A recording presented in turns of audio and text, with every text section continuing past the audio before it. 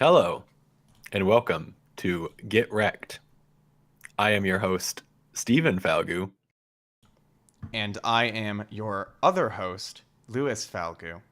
And Get Recc'd is our bi weekly, or I think as we have determined, our fortnight podcast, where my brother and I, Stephen and I, two brothers, recommend various media to each other, whether that be an album, a movie, a video game, whatever. And then we come back the next episode in 2 weeks to discuss the recommendations. And welcome back, Louis. Yeah, it's been a long We're time. I know you've missed me, but you we're know, getting into the swing of Toyotathon season. Happy Honda days.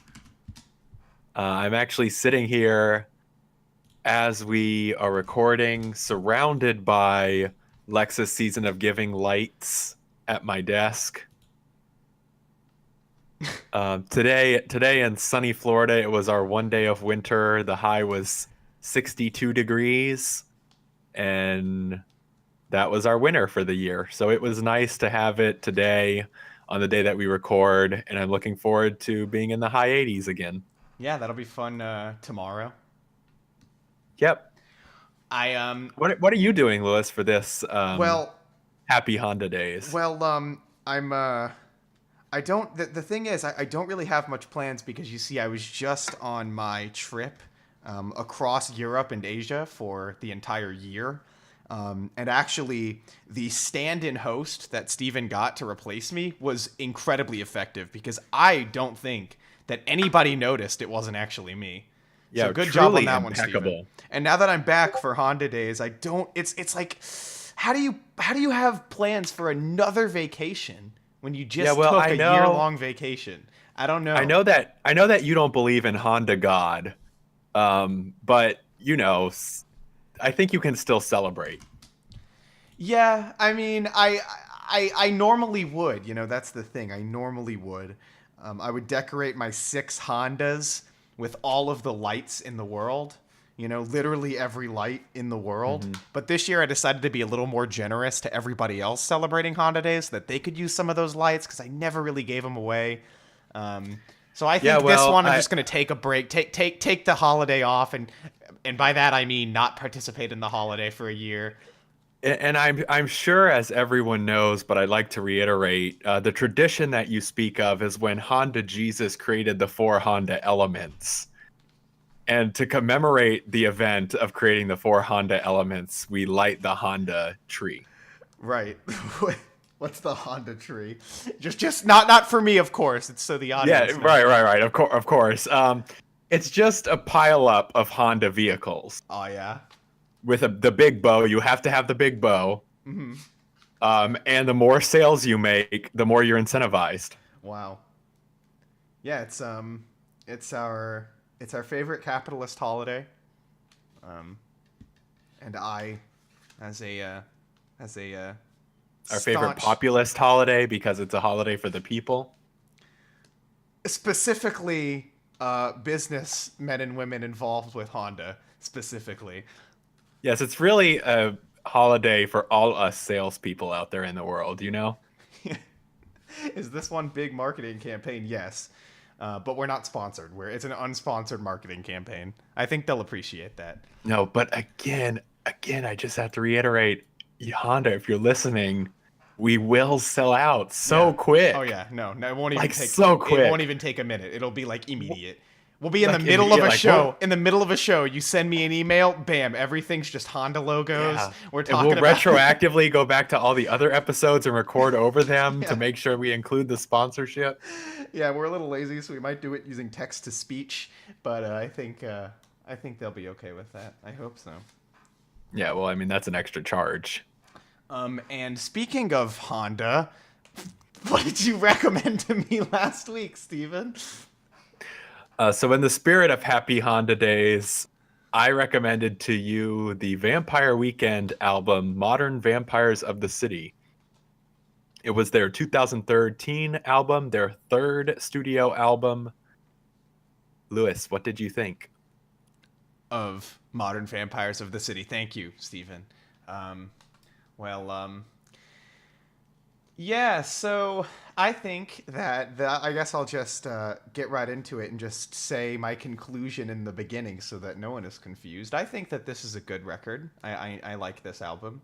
Um, I think it's very um, almost I don't know, very regal, but it's a little regal. You know, it's got really nice orchestrations across the tracks. It feels it's odd because it almost, despite the obvious like quirkiness and or indie quirkiness, I suppose, it feels like it is of another time period, which is pretty cool that they managed to match those or mix those two things together.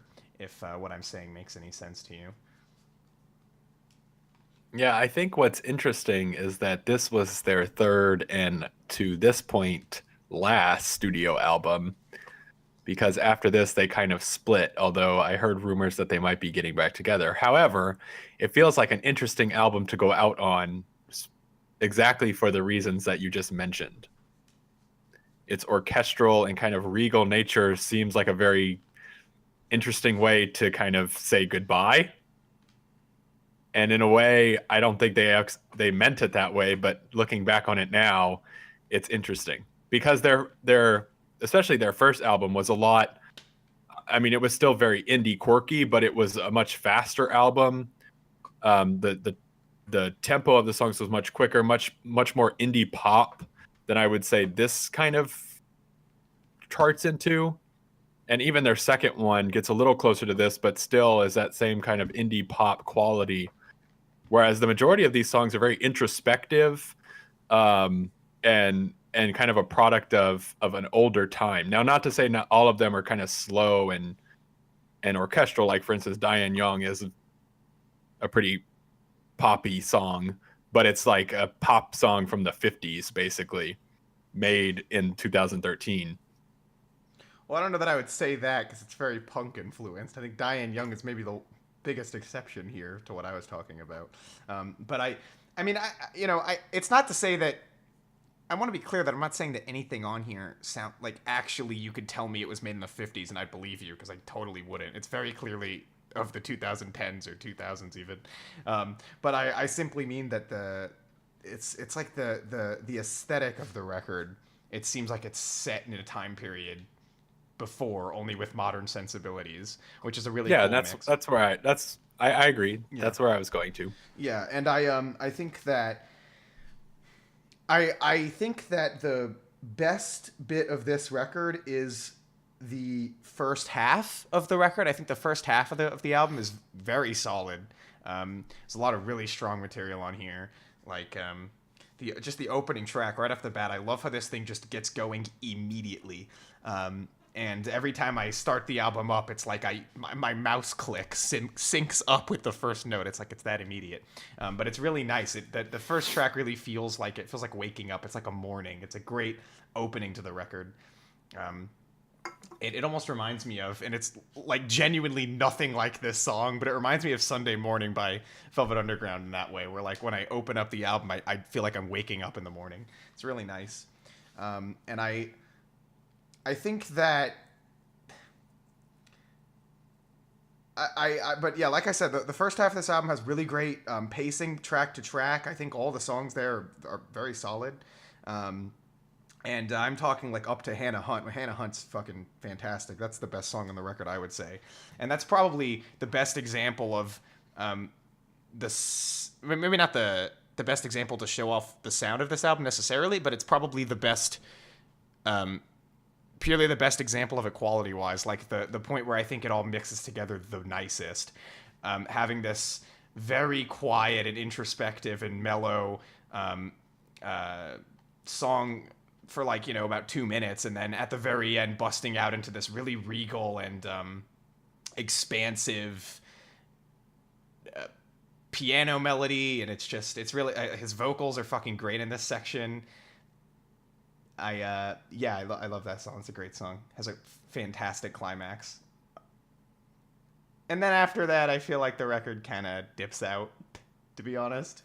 I feel like most of the pretty much all of the weakest songs on the record land on the second half, and I'd say I still enjoy all of them, but once you get, I enjoy all of them up until like the last two, which are just really banal, and it if I don't, I believe I heard that a fourth LP is coming, I think, but I think the band did split up for a while after this, but let's say that indeed Yeah, and this is their final, that's what I was kind of alluded to. right. Apparently, there might be a fourth LP coming next year, but not 100% positive. Yeah, so let's say that this were indeed their final statement. I think those last two tracks are a very poor way to go out, because it's very just, I don't know. It feels like the album just flatlines there. Yeah, I would agree with you. I think actually pretty much every track 1 through 10. It's weird because with this album, and it doesn't happen with a lot of albums, but this album, every time I listen to it, I feel like I enjoy different songs at different points in time. So for a while, like Unbelievers, Diane Young, Don't Lie, Hannah Hunt, those were kind of my favorite. Then it sort of shifted to Don't Lie, Hannah Hunt, Everlasting Arms, Fingerback, and I shift up and down between 1 and 10. But I completely agree. Hudson and Young Lion are just banal and not very interesting. And really, and you mentioned how great of an opening the first track is. Neither of them are a good way to close out. I feel like they could have easily closed out on Yahe Yeah, probably. and had a very, very solid album. The last two really don't bring anything to the table. Yeah, and I will say that for the records, tracks 7 through 10, I don't think are bad. I actually, Yahe, Worship You, Fingerback are all good tracks too. I just think that they're all weaker than 1 through 6. But yeah, I don't really think this thing just kind of drops dead until the last two songs, which aren't bad, right? I think we can both, they're not bad. It's just kind of like, okay, well, They're not bad. That was nothing, which is a bit of a shame. But yeah, I do think this album's carried by its first half, and it is a strong first half. You know, I will say that I've heard very, very, very few Vampire Weekend songs from the first two records. I've heard this album even going back before Steven recommended it, but I've never heard Contra with a self-titled, though I have heard a song or two. And Diane Young, you could correct me if I'm wrong. Diane Young to me seems sort of Vampire Weekend by the numbers, right? Like that seems more like what I'm heard from them from their other two records. And it's a very strong song. I think the climax of this song towards the finish is like amazing. It really like picks up the pace right there at the end of this song. It's so good. But there are bits of this song that are just annoying. Like I think when it starts pitching and pitch shifting his vocals up and down and just it gets like it's just gross sounding. I'm really not a fan of that. I think that and I also think that another weak point here in the first half that I was praising as well is like, you know, a song like Unbelievers is a very strong song, but it also kind of sounds like movie trailer core, like the kind of indie pop, indie rock stuff you'd put like in a movie trailer.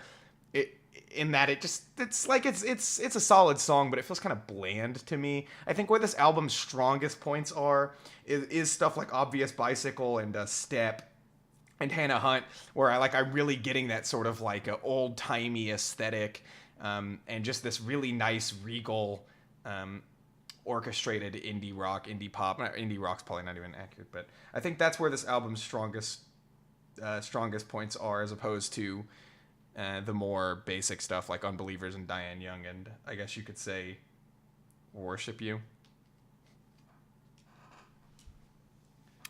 So I want to talk a little bit about the lyrical quality of these tracks. Yeah. I want to get your thoughts on what you think about the lyrical quality. So it's not something I paid a ton of attention to. What I gather on, for example, a song like Obvious it seems... So taking a song like Obvious Bicycle, you could even say like... really, that's the one that's sticking out to me, because that's the one that lyrically probably sticks out to me. Is there? You were right when you said that this album was introspective, because I feel like that's really what's going on here. It feels...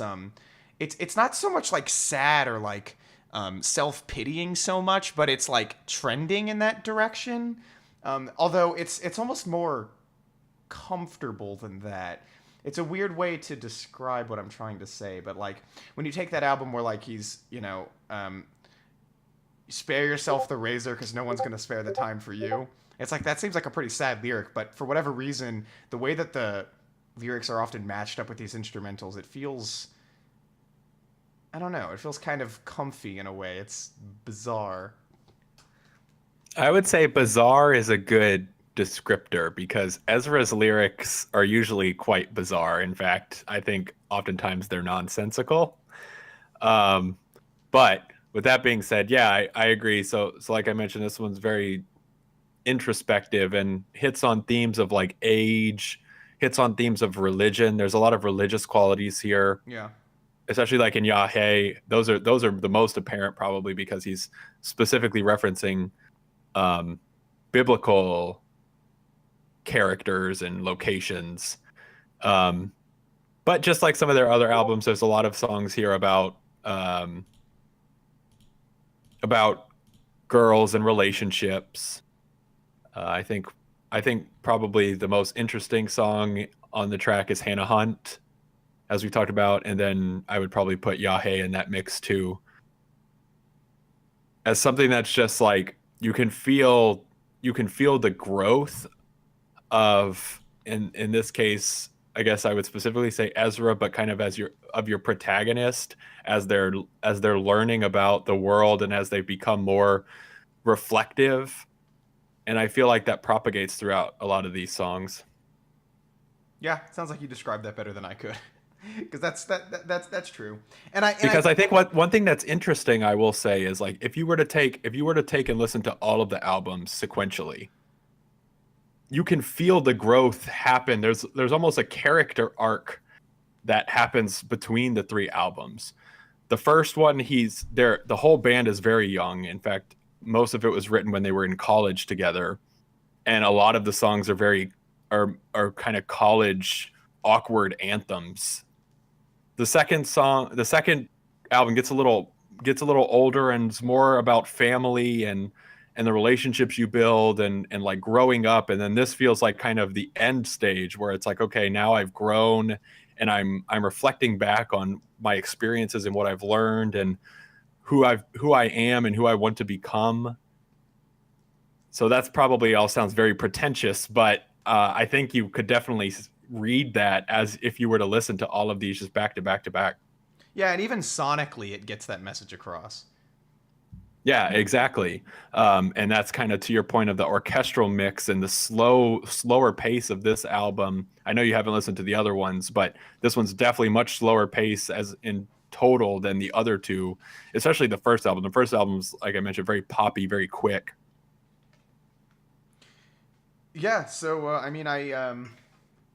I'm not sure what else there is to say about it. I guess the last thing I want to stress is that, once again, I feel like this does seem like one of those records that kind of peters out over its runtime, which is definitely a shame. But I think that if I do think about this record, if I do listen to this record, I do feel like it's carried quite a bit by its first half, and I think that if they are to make another album, I would be curious to hear if they expand on this sound, because I think that this is the kind of album to me that sounds like it precedes something that could be really great, right? Like it sounds like to me when I listen to this, it sounds like a band on the verge of like making something truly fantastic, but they just haven't quite honed it in yet. That's what I get from this. And if what they make next is similar to this, I could see them making something really grand, because this certainly hints at something like that. And yeah, I don't know. I'll have to check out their other two records and see what you're talking about there. But you're probably right, because what I've heard from those two things does sound very. My mic is going upward. Does sound kind of very youthful and energetic compared to what's on this record. So that'd be interesting to hear. But I think I'm ready to wrap it up if you are. Yeah. Okay, so yeah, I basically just gave my final thoughts. Would I recommend this? I'm not really sure. I think probably. I mean, I think it's worth hearing. I think it's a good record. I think that there are quite a few really solid songs on this. So sure, I guess I would. It's not like a glowing recommendation, but sure, yeah. And for a score, I'd give this 7. Yeah, sticking with that. Okay. Yeah, and I would definitely recommend this. Vampire Weekend, maybe surprising no one, are my favorite band, so maybe I'm biased. But I would probably give this album an 8, a very solid 8, maybe a little higher than that, maybe like an 8.5, something like that. Because, like I said, I every time I listen to this, especially tracks 1 through 10, it feels like every time I listen to it, I'm discovering something new. I'm enjoying different parts of that makeup at different times.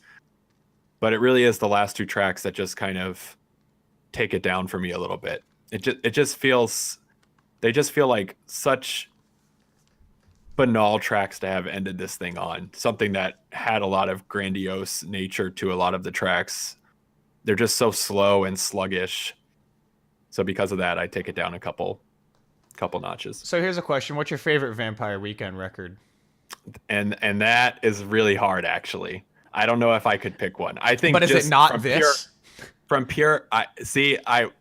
So my initial reaction would be to say the first album. I really like their first studio album, but I think that's purely because of the number of listens that I've given that one. And as I've listened through their playlist and their 3 albums, it's like it feels like I'm always changing my mind on which one I give the nod to.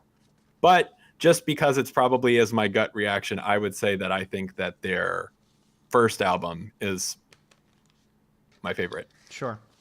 Yeah, I'll probably check out their other 2 stuff because I like this record and I was kind of planning on doing that anyway. Okay, so are we ready to move on? Yep, let's do it. Okay, so I recommended Steven the second film in the Indiana Jones trilogy, Indiana Jones and the Temple of Doom. This film came out in 1984, and I'm just going to let you take it from here. Oh boy. Yep, that's it. Okay. Podcast over. That's all you need to know. So this film, I want to say first and foremost that I've never been the biggest fan of the Indiana Jones franchise. I like Raiders. I think the third one is okay. And then there's this one and Kingdom of the Crystal Skull. Yeah. So let's talk about this one. Let me talk about first what I enjoyed from this watch. Because I've seen this thing a couple times now, at least 3 maybe, and then this was probably either my 3rd or my 4th watch. This movie is bad. It has the most dislikable characters. But, and I said I would say the good things first, but because of that, on this watch, I framed the movie differently. And I liked how cheesy and terrible it was.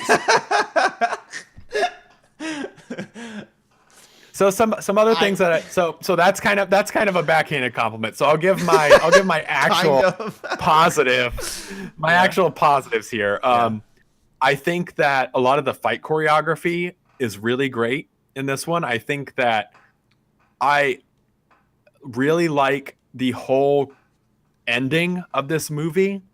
For the most part, I think it drags on a little too long, but it's just a really fun climax to this thing, especially the minecart escape and all that stuff that's happening in the mine.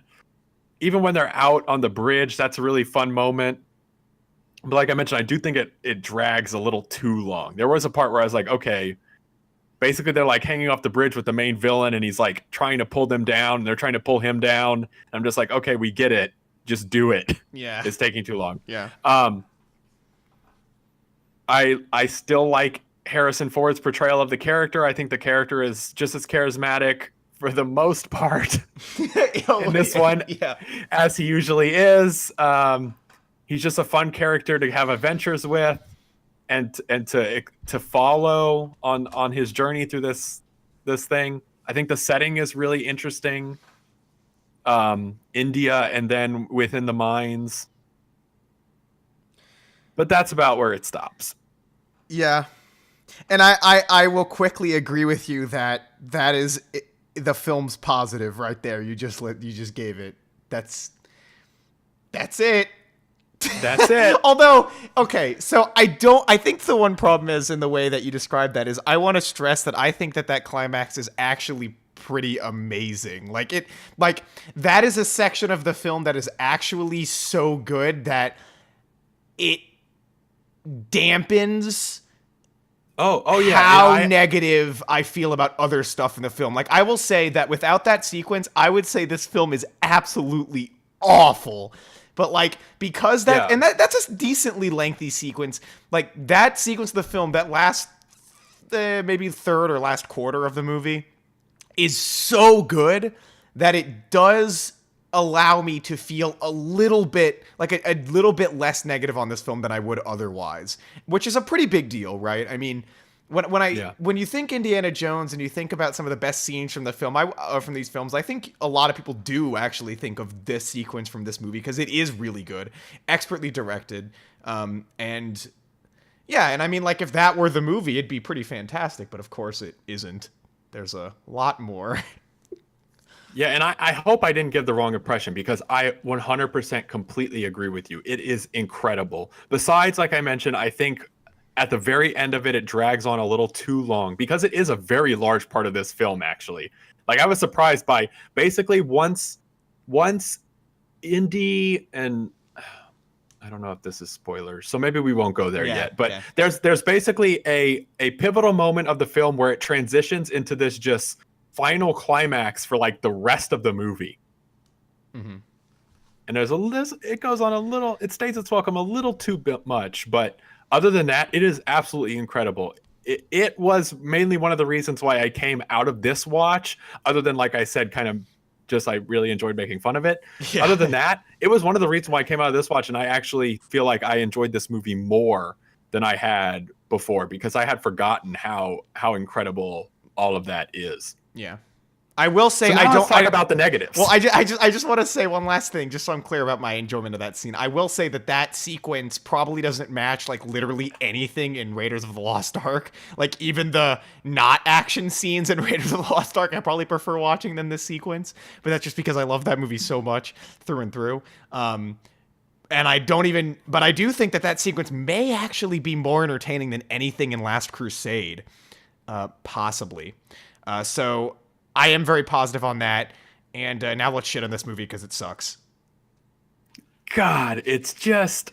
Can I just start by saying, let's take this thing one step at a time. I don't like the way this movie opens. I think it's just stupid. I know. And it's like... So it opens with this, like, version of... what's the song? So the character Willie, who we'll get to, definitely. It's in Shanghai, and it opens with this version of, I want to say Putting on the Ritz, but it's like basically Putting on the Ritz, but what it's sampled from. And Indy sits down to meet with this kingpin, and he wants the diamond, but he clearly is an idiot. Like, he doesn't have a plan on how to actually get this diamond, and everything goes sideways. He drinks from a glass at the table that turns out to be poison. It's like, why would you even have done that? Yeah. In this negotiation setting, he's a mobster.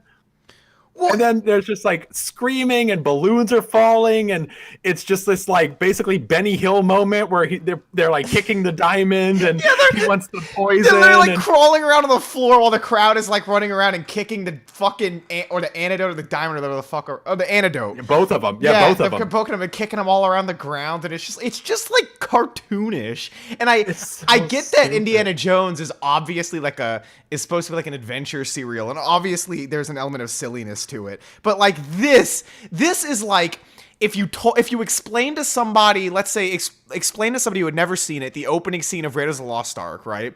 It's obviously a very over the top and ridiculous adventure moment, right? But if they never seen the film and the way it's directed and the way it's portrayed, they would get the impression that you're describing to them a cartoon.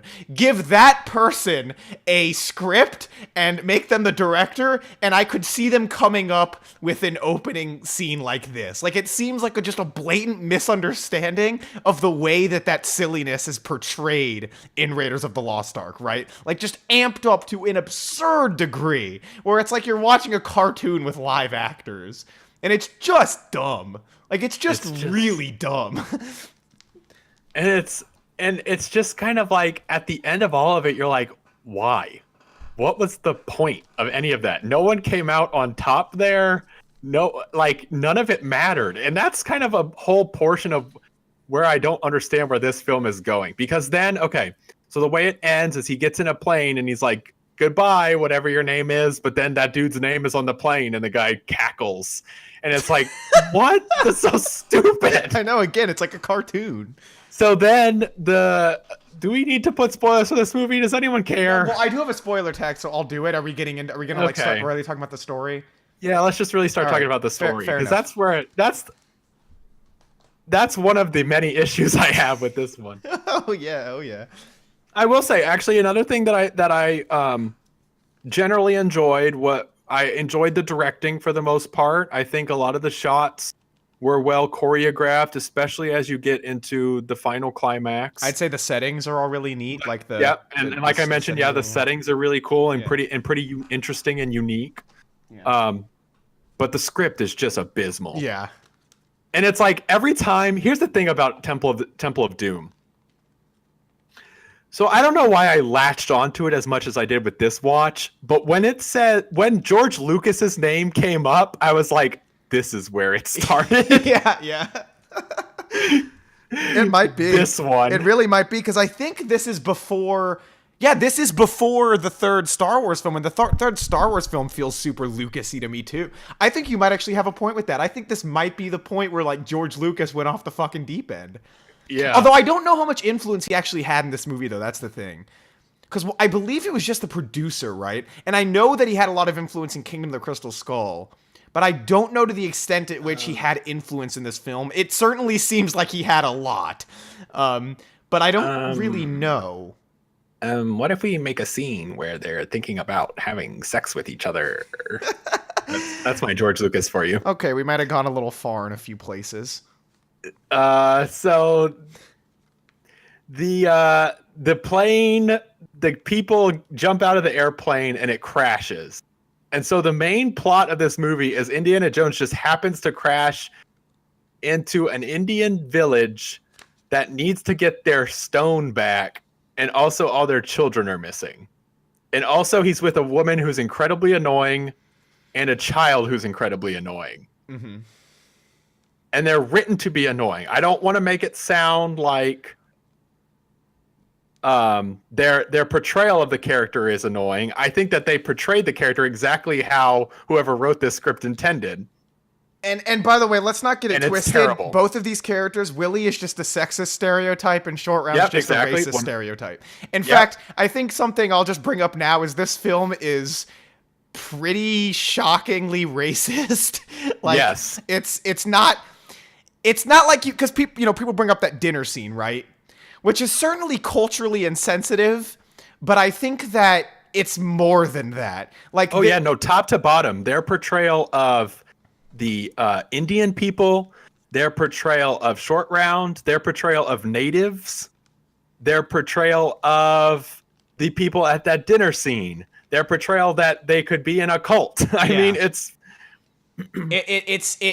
and I get, if you really wanted to try to defend that, you could say that is like an old-timey adventure serial, but I feel like that's the kind of parts you should leave out.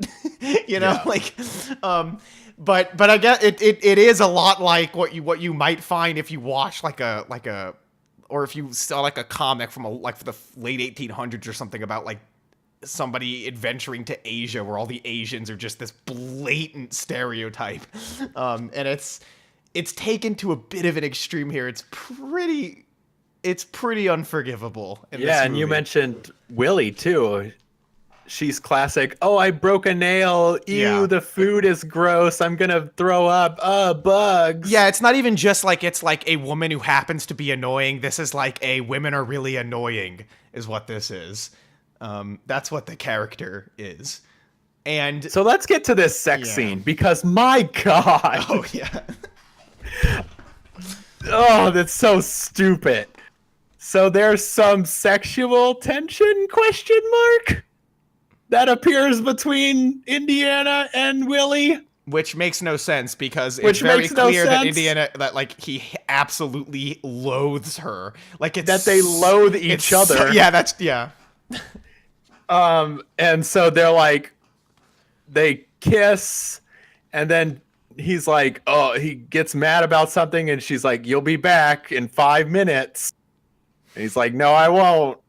And so they go into their respective rooms, and she pretties herself up and lays on the bed and waits longingly for Indiana.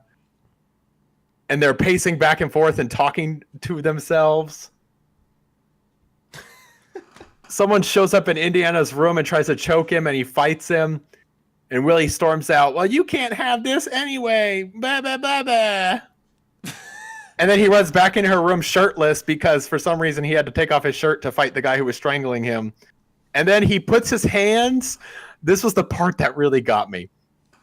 He puts it, so he's looking around for someone in Willie's room, and she's like, I'm right here. I'm right here.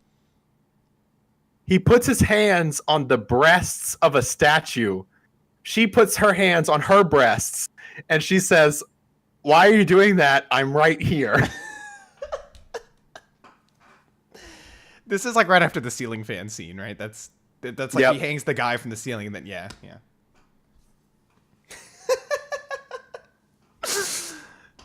Yeah, it's like who wrote this? I mean, could it possibly be the same writer from the first film? I'm looking that up right now because I actually don't know. And if it is the same writer from the first film, then what happened? I mean, seriously, it's like it's not even just that they're like, oh, there's like a kind of cringeworthy scene here or there. It's like this entire movie is just a cringe fest. I'm looking this up. I'm curious because I'm assuming you don't know. Yeah, it really is because You can keep going. I mean, I'll say here's what the I thing. find. Here's the thing. I don't know if we've mentioned this enough. Willie and Short Round are literally in every scene of this movie. From the beginning, you have either Willie or Short Round with Indiana in every scene of this movie. And we just talked about how annoying they are. So you can imagine how terrible that is. Oh yeah, it's absolutely unbearable. I mean, I guess they're supposed to be the comic relief, right? But it's like they're not. First of all, they're not funny, and secondly, they're just overbearing. You know, it's not like you get here's a funny quip here or there to relieve some tension. It's like it's constant. I mean, Yeah, and I wouldn't be surprised, honestly, if they have more speaking lines than Harrison Ford did. you might Because be it definitely right. feels like it. You might be right. I'm. Oh, and this is nothing to say of the way that they escaped the plane, which is they got in a big inflatable thing. They fell out of the plane safely on their big inflatable thing, then basically fell off the side of a mountain cliff, and it parachuted its way down into a riverbed.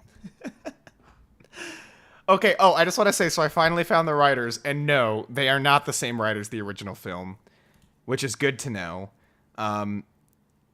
So you know, you have to wonder, it's like, what did they get out of Raiders of the Lost Ark to think that this would make a worthy sequel? Like, because what are the takeaways from Raiders, right? Like, could anyone really take away from Raiders that this is the kind of movie that they should make as a sequel? That's my biggest thought when I watch this, is like, Last Crusade, I see it, right? Like, Last Crusade Definitely. makes total sense. I still think Last Crusade is a little bit on the goofier and more lighthearted side than Raiders. Like, it still doesn't quite match it, but it feels like an Indiana Jones film, doesn't it? Whereas this for is sure. like, what like this is like the Indiana Jones equivalent to a Star Wars prequel, where you're just like, what were you even thinking? Like, why does this strike you as what Indiana Jones should be, or what Indiana Jones is? Indiana Jones, the character, just happened to fall into Bizarro World, and this is the sequel that we got. Yeah. I mean, I guess at this point, it really wasn't probably meant to be a series, and even if it wasn't clear what the direction should be. So you can. Oh God, that's even worse though to think about. Think about the morbid world we would live in if this was the last of 2 Indiana Jones movies. God. Well, I would hope that it would have just been forgotten. now we've ended on Kingdom of the Crystal Skull, so I guess. Yeah, which is worse than this, by the way. Definitely. I used to not think so, but it is. It definitely is. This is certainly a more awful film in some regards, particularly the racism. I would say, you're not going to get his character as outwardly annoying as Willie in Short Round in Kingdom of the Crystal Skull, but that entire film is just really bad. So there you go, everybody. Temple of Doom is a better film than Kingdom of the Crystal Skull. We really have some hot takes here in this. You've heard it here first. But honestly, not by that much. Am I right about that? Like, it's honestly not that much better. I would generally agree, except for, again, so we've talked about kind of the main plot points. Once you get to the true climax of this movie, it is incredible. It is just such a fun ride. But every part of it. Yeah, but the thing is, the rest of the movie, there are entire sections of this movie that are probably worse than anything in Kingdom. But he doesn't survive a nuke in a refrigerator in this one. I will remind you. I even prefer that scene to the fucking dinner scene. Like, dinner scene is very bad. I like, God. We had the spoiler tag up. Let's talk about the story some more. So there's the crux of this film. Indiana Jones has always been a very it's got a very paranormal element to it. And so this film, for whatever reason, took that and made it into a film where they discover a cult, which is different. I'll give it that. At least, like, Last Crusade plays it a lot more safe in this regard, because it does pretty much the same thing the first one did, where they're finding a Christian religious relic, right? At least this movie does something pretty different, but stays within that supernatural element. But see, I just think this is absurd. Like, the fucking scene where the guy just, like, and it's really iconic, and I admit that the effects and everything are pretty cool in it, but just the scene where he rips the guy's heart out and then sends him down into a literal pool of fire is so ridiculous that it's like, it's like this movie it takes everything to this super cartoonish and stupid place where it's like, can we talk about the special effects for a second? Sure. So in my most recent watch, I want to call out one specific scene that just cracked me up. So they walk into the room where they're having this cult ceremony before they get up to the ledge to look down and see the cult being performed. What you just talked about, that scene exactly. So when they walk in, they're clearly in front of a green screen, and I think they didn't shoot the background of the green screen correctly, because basically they're floating off the ground. Oh, is this? I don't remember this. Is this true? It looks terrible. Like, it's clearly them in front of a green screen. Wow. It really cracked me up. Well, yeah. Oh, we skipped over that awful scene where they're walking through a bunch of bugs. And they had to put their hand through the bugs. I kind of called it out. I know. I kind of called it out a little bit, but yeah. Oh, gosh. It's another thing. It's like where I'm like, they just took the last film to an extreme, because the last film had a lot of the creepy crawly kind of stuff, like the whole scene where he gets trapped in that chamber with a bunch of asps, and like, so they're like, okay, well, we need to have a scene with creepy collies. Let's have them walking through a tunnel with a bunch of bugs, and they have to put their hands into bugs. But the problem, which, actually, to be fair to them, the setup isn't too dissimilar to the first one. It's not too ridiculous on its face, but when you put Willie into it, then it gets ridiculous. And doesn't Short Round doesn't Short Round say in this scene? Doesn't he say it feels like we're walking on fortune cookies? Yes. Oh No, I was hoping I just remembered that wrong. Yes, he does. He does indeed say that. I also want to call out, I don't know if you remember all this nonsense, but all the stupid stuff with the frickin' elephants. Yeah. God, that's just the worst. And she's just like screaming and being like, just so annoying. Like, Andy. And the whole time, Indiana and Short Round are having a gambling game going, and Short Round, they're like, crank up the racist Asian accent for a little bit, Short Round. More racist, please. Not racist enough. That was my George Lucas again. Yeah, that was the direction. It's gotta be like George R. Binks. I enjoyed Make that, it like but it Jar needs to be Jar. a little more racist. Like Jar Jar Binks, please. Oh, man. But yeah, let's talk about the climax of this film, because like I mentioned, once you get to basically, Can I stop you? I want to get there too, but I don't want to get ahead of ourselves, because then we're gonna have to go back. And there's a segment of this film I think we need to talk about. In a way, this film gets the darkest that any of the 4 films get, because they do this ludicrous section, like a section of the film that I don't know how anybody thought it was good, but they do this ridiculous section where Indiana Jones like turns evil. And this is before the climax, which is why I want to get into it. And they have this, does he get brainwashed? I don't remember exactly what it was. But like he sort of joins the cult, and like there's like child slavery and all this crazy fucking shit, and Indy's like they make him drink from the blood. Oh, right, yeah. But they have this also, isn't there a scene before that where they just have this Indiana Jones torture scene where they just torture Indiana Jones? Him and Short Round. Right. Both get lashed.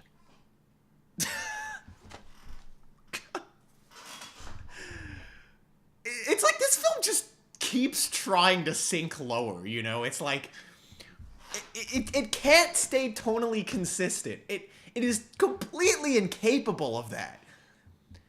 And then, okay, so I just wanted to make sure we mentioned that. Okay, so we can move to the climax now, because that's where you wanted to go. So you go ahead. Okay, yeah. So basically, right after that scene, that is kind of what kicks off the climax, when Indiana is like evil and they're chaining up Willie to sacrifice her. Short Round plays his part and basically wakes Indiana Jones up. But just starting from then on, there's a battle in that cult room where they're like going back and forth between lowering Willie and bringing her up. That's a really fun little fight. There's a large scale fight in the mines where they're trying to sort of free the kids but escape. They get into mine carts, and there's a fun chase scene with the mine carts. Don't forget, there's that really great fight scene on the conveyor belt. Yep. Fight choreography there is great. It's really tense. It's Yep. very clearly trying to. I get the impression this scene that it's sort of trying to be like the next like helicopter scene, you know, or not helicopter, plane or whatever the fuck it was, a bomber, where like Indy and the buff guy like fighting while the bomber's spinning around and shit. It's a lot like that, because it ends in a similarly like gruesome way. But such good tense fight choreography in that scene. The Short Round learns that they have to go left because he wakes up the Maharaja. But they end up going right. And so there's this really fun chase scene in mine carts and a fight scene there.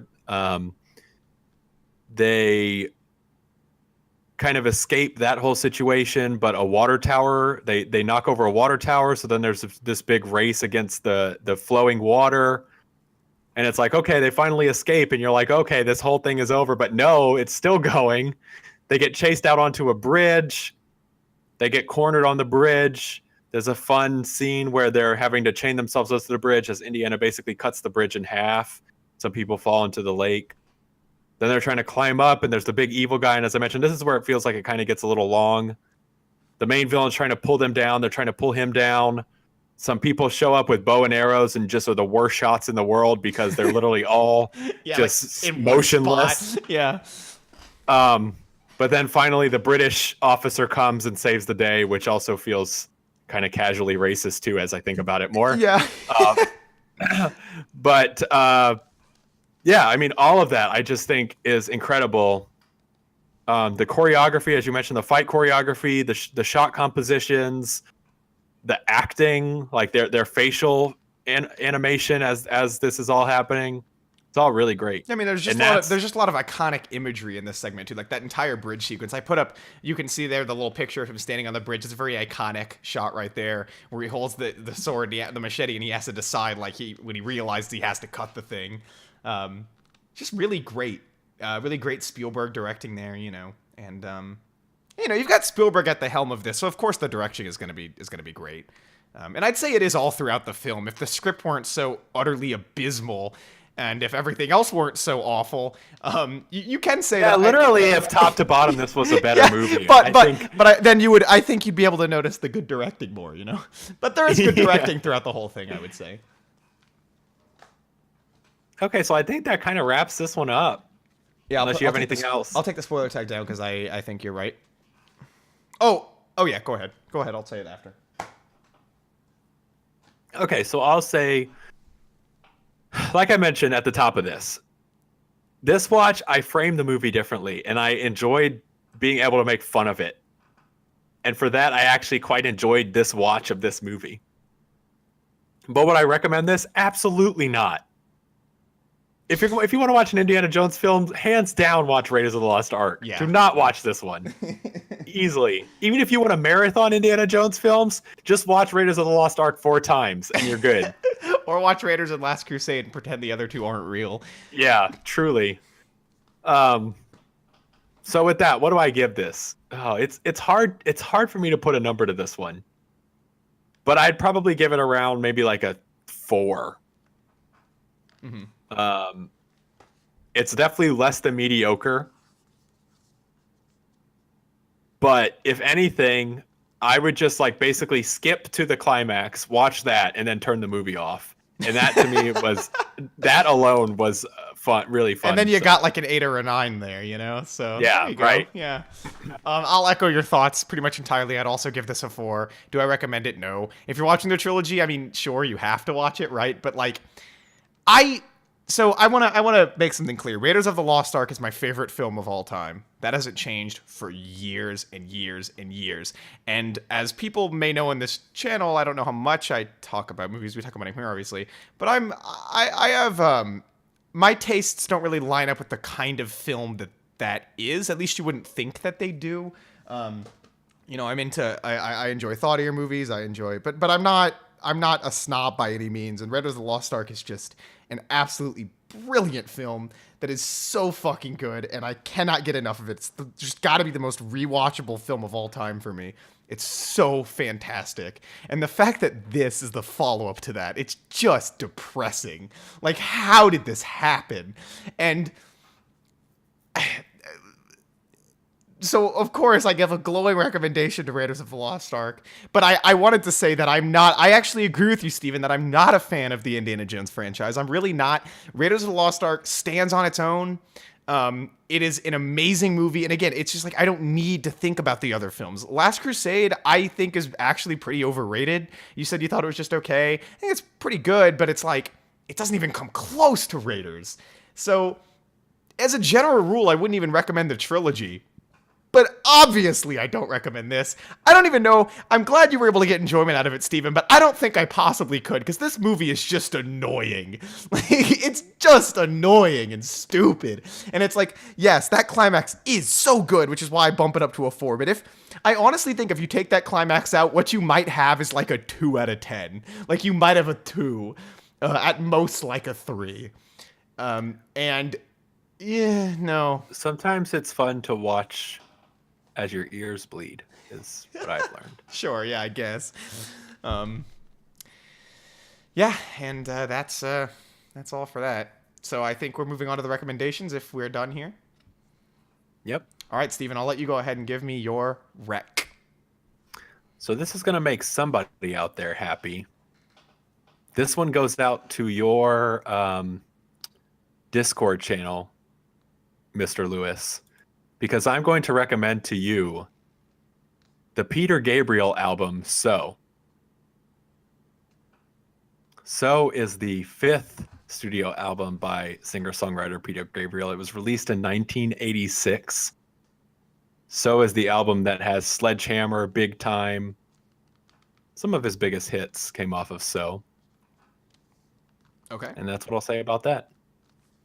All right, and I am also recommending to you an album here. I know that's a surprise. I am recommending to you the album The College Dropout by Kanye West. The College Dropout was Kanye West's 2004 debut. Oh my God, did I get that wrong? Hang on. Nope, not accepting it if I got that wrong. I'm not going any farther if I got that wrong.